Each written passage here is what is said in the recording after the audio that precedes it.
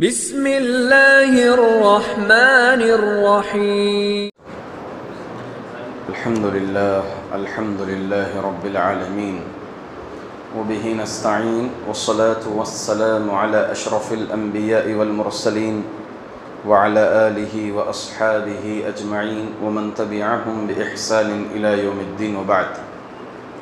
قال اللہ تعالی یوصیکم اللہ فی اولادکم للذکر مثل حظ الانثیین. الآیہ. محترم عزیزوں اور خواتین اسلام، آج کی تراویح میں سورۃ آل عمران ختم کیا گیا اور سورۃ النساء کی 80 آیتیں تلاوت کی گئیں. ویسے سورۃ النساء اس کے معنی ہی ہیں عورتوں کی صورت. خاص طور سے خواتین کو یہ صورت کا مطالعہ کرنا چاہیے. ان آیات کو بغور پڑھ کر کے، ان کا ترجمہ پڑھ کر کے، اس کی تفسیر ہر خاتون کو پڑھنا چاہیے اور جاننا چاہیے. دیکھیں، اللہ تعالی قرآن کریم میں عورتوں کے نام سے ہی ایک سورت رکھ دیا ہے، جبکہ مردوں کے نام سے سورۃ الرجال کے نام سے آپ کہیں بھی نہیں پائیں گے.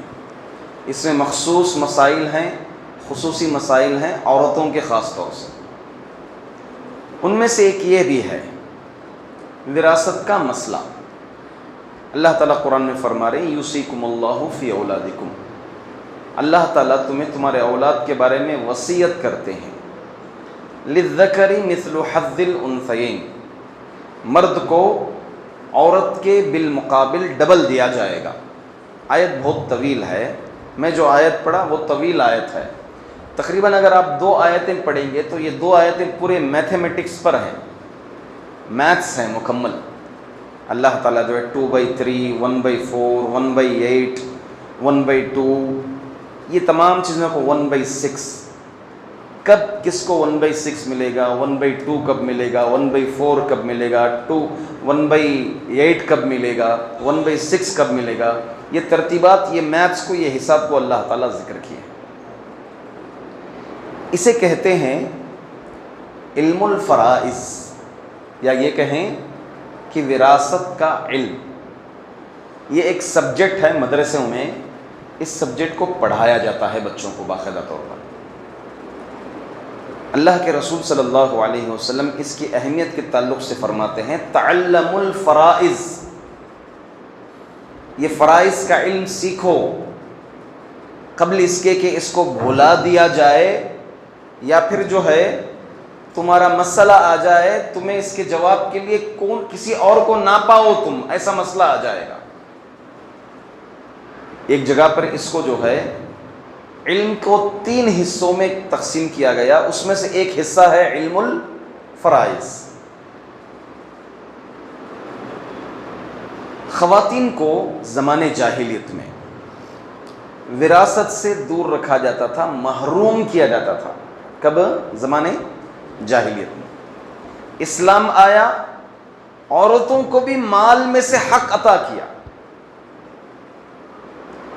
اگر ان مسائل کو ہم جان لیں، بہت آسان اور بہت شارٹ ہے. میں سمجھ رہا ہوں ایک ان پڑھ آدمی جس کے پاس کوئی ڈگری نہیں ہے، چھوٹی موٹی وہ تجارت کرتا ہے، اگر ان مسائل کو بیٹھے وہ ایک دن میں بھی پورے مسائل سمجھ سکتے ہیں آرام سے. شارٹ کٹ لے اگر پڑھیں تو ایک دن مکمل، میں بول رہا ہوں دوپہر کے کھانے اور شام کے کھانے کے ساتھ مکمل 12 گھنٹوں میں یہ پوری چیزیں جان لے سکتے ہیں. ایک عام آدمی بھی سیکھ لے سکتا ہے آرام سے، اتنا آسان ہے، کیونکہ حساب کتاب ہے، بہت آسان ہے. تو خواتین کو، عورتوں کو زمانے جاہلیت میں وراثت سے دور رکھا جاتا تھا، محروم کیا جاتا تھا. کئی زیادتیاں ہوتی تھیں، اس میں سے ایک زیادتی کیا تھی؟ یہ بھی تھی. اسلام آیا اور آ کر کے کہا کہ عورتوں کا بھی حصہ ہے. اس کا حصہ ہے، عورتوں کا بھی وراثت میں حصہ ہے. تھوڑا ہٹ کر آج کا زمانہ میں بتا رہا ہوں.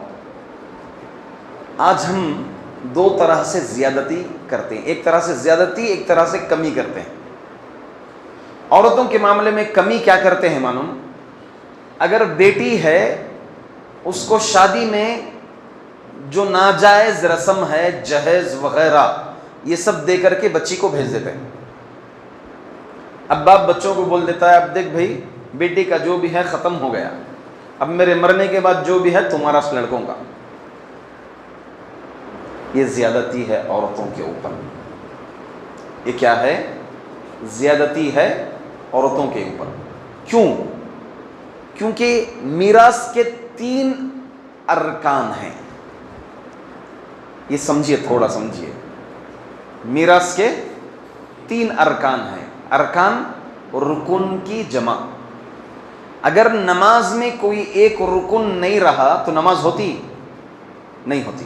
جیسے مثال کے طور پر سورۃ الفاتحہ پڑھے بغیر اگر کوئی نماز پڑھ لیا تو نماز نہیں ہوئی، رکعت نہیں ہوئی، رکعت میں ہی تو نماز نہیں ہوئی۔ اور رکوع ہی نہیں کیا ایک رکعت میں، ایک رکن چھوٹ گیا تو اس کی وہ رکعت نہیں ہوئی، رکعت نہیں ہوئی تو نماز ہی نہیں ہوئی۔ تو ویسے ہی میراث میں بھی 3 ارکان ہیں۔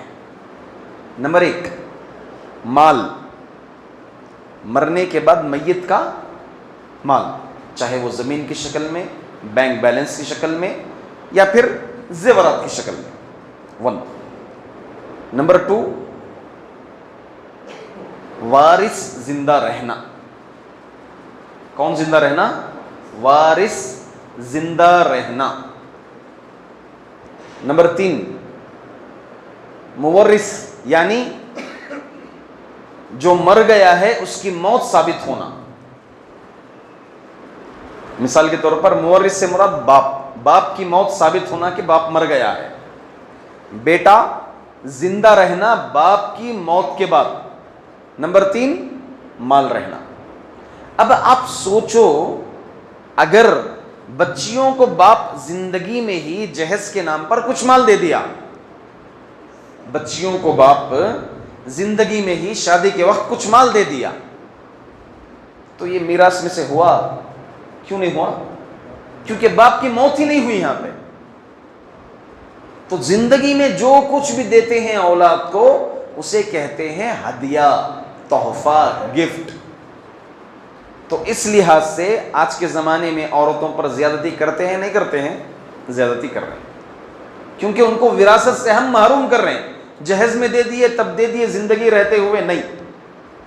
زندگی میں رہتے ہوئے، زندگی رہتے ہوئے جو بھی دیں گے اس کو کہتے ہیں ہدیہ۔ نمبر 2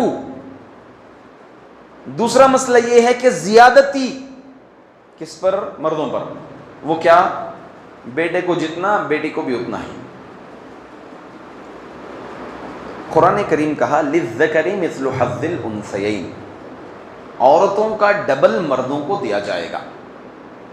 ہر جگہ پر نہیں ہے، خاص جگہوں پر۔ اب آپ لوگوں سے میں سوال کر رہا ہوں، تو پھر یہ زیادتی ہو گئی نا؟ مردوں کو ڈبل، عورتوں کو ایک حصہ، مردوں کو 2 حصے، زیادتی ہو گئی نا؟ ہوئی نہیں ہوئی؟ ہوئی۔ تو اللہ تعالیٰ زیادتی کر دیے، ظلم کر دیے؟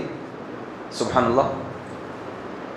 عورتوں کو 1 حصہ، مردوں کو 2 حصے، ظلم ہے نہیں ہے؟ نہیں ہے، کیونکہ اللہ تعالیٰ کیوں نہیں ہے بھائی؟ اب اس کا تو جواب چاہیے، کیوں نہیں ہے؟ کیوں اگر باپ کی وفات پر بیٹی کو 1 حصہ، بیٹے کو 2 حصے، کیوں؟ کوئی پوچھیں گے یہ زیادتی نہ بول کے کیا جواب دیں گے آپ؟ کیونکہ ایک تو اللہ کا قانون ہے، مگر اس میں حکمت ہے، کیوں؟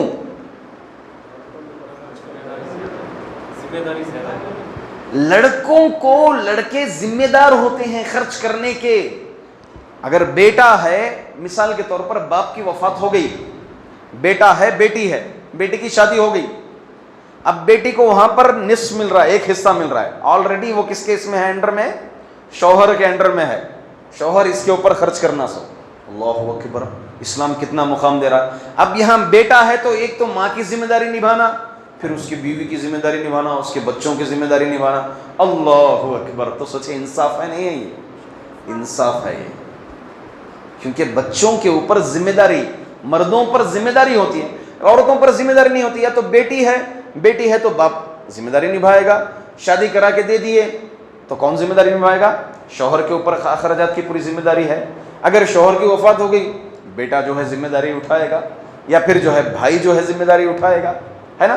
تو ہر اعتبار سے عورت کو کسی نہ کسی کی کفالت میں رکھا گیا ہے، اس لیے عورتوں کو آدھا حصہ دیا جاتا ہے، مردوں کو ڈبل حصہ دیا جاتا ہے، اور وہ ہر معاملے میں نہیں ہے۔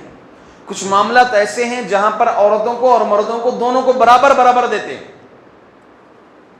یہاں مرد کو بھی برابر ملے گا اور عورت کو بھی برابر ملے گا۔ جیسے جس کی ماں ایک ہو باپ الگ الگ ہو، جس کی ماں ایک باپ الگ الگ، جیسے مثال کے طور پر پہلے شوہر سے شادی ہوئی ماں کی، اس سے ایک بچہ ہوا، شوہر مر گئے، پھر اسی عورت کا دوسرے سے نکاح ہوا، اس سے اور ایک بچہ ہوا، تو وہ جو دو بھائی ہیں، مہندرے بھائی بولتے ہیں ہمارے پاس، یہ دو بھائی، دونوں بھائیوں کی ماں کون ہے؟ ایک ہے، باپ الگ الگ ہیں، ایک باپ وفات پا گیا یا پھر جو ہے طلاق دے دیا، کچھ بھی مسئلہ۔ اگر ایسا ہے معاملہ، یہ بھائی میں سے یا بھائی بہنوں میں سے کوئی ایک مر جائے تو پوروں کو برابر تقسیم، بھائی بہنوں کو، جس کی ماں ایک ہوتی ہے، بھائی باپ الگ الگ ہوتے ہیں۔ کچھ حصے ایسے ہیں جہاں مرد کو ملتا ہی نہیں، صرف عورت کو ملتا ہے۔ کچھ مقام ایسا بھی ہے جہاں مرد کو نہیں ملتا، کس کو ملتا ہے؟ عورت کو۔ جیسے نواسے کی وفات ہو گئی تو نانی کو میراث ہے، نانا کو نہیں ہے۔ اللہ اکبر، نواسا مر گیا، اگر ماں نہیں ہے، جو مر رہا ہے اس کی ماں نہیں ہے، نانی ہے، تو نانی کو کیا کتنا حصہ ملے گا؟ 1/6 حصہ ملے گا۔ اگر نانا ہے تو نانا کو کچھ بھی نہیں ملے گا۔ اللہ اکبر۔ تو یہ شریعت مطہرہ ہر جگہ پر کیا ہے؟ مردوں کو ڈبل، عورتوں کو سنگل، ایسا نہیں ہے۔ کچھ جگہ ایسے ہیں جہاں پر مرد اور عورتیں دونوں کو برابر مل رہا ہے، کچھ جگہ ایسے ہیں جہاں پر عورتوں کو زیادہ، مرد کو کم مل رہا ہے، کچھ ایسے بھی جگہ آتے ہیں، اور کچھ جگہ ایسے بھی آتے ہیں جہاں مردوں کو مل ہی نہیں رہا ہے، عورتوں کو مل رہا ہے۔ یہ انصاف ہے اسلام کا اور اللہ تعالیٰ کا قانون ہے۔ اللہ تعالیٰ یہ جو سسٹم بنائے ہیں، اگر اس کو ہم سمجھ لیں گے تو یہ کوٹ کاٹنے کے مسئلے، لڑائی جھگڑے کے مسئلے، یہ پورے ختم۔ اگر کہیں بھی مسائل ہیں، بس قرآن کو، حدیث کو، یہ اس علم کو آپ صرف سامنے رکھ کر کے مسئلے حل کر لیجئے، پورے مسائل، پورے اختلافات ختم۔ اللہ تعالیٰ، یہی اللہ رب العزت جو ہے آگے پورے مسائل میتھمیٹکس ذکر کر کے کیا فرمائے؟ جو اللہ اور اس کے رسول کی اطاعت کریں گے اسے اللہ تعالیٰ ایسی جنت میں داخل کر فرمائیں گے جس میں وہ ہمیشہ رہے گا، اور وہی کامیاب آدمی ہے۔ اور جو نافرمانی کرے گا، مطلب اللہ کے قانون سے ہٹ کر کے چلے گا، اس کے لیے تو خطرناک جہنم ہے اور دردناک اہانت والا، شرمندگی کرنے والا عذاب ہے اس کے لیے۔ اللہ تعالیٰ سے دعا ہے کہ اللہ تعالیٰ ہم تمام کو علم الفرائض کی اہمیت سمجھنے کی توفیق دے، اس کا علم سیکھنے کی توفیق دے، اور قرآن اور حدیث کے مطابق وراثت کا مال تقسیم کرنے کی توفیق عطا فرمائے۔ جہاں کہیں جن خاندانوں میں اختلافات پیدا ہیں، دراڑیں پیدا ہیں اس مسئلے کو لے کر کے، اللہ تعالیٰ تمام کو قرآن اور حدیث کی طرف لوٹنے کی توفیق عطا فرمائے۔ ہمارے روزوں کو قبول فرمائے، ہماری تراویح کو قبول فرمائے، ہماری عبادتوں کو قبول فرمائے۔ آمین۔ وآخر دعوانا ان الحمدللہ رب العالمین۔ سبحانک اللہم وبحمدک، اشہد ان لا الہ الا انت، استغفرک واتوب الیک۔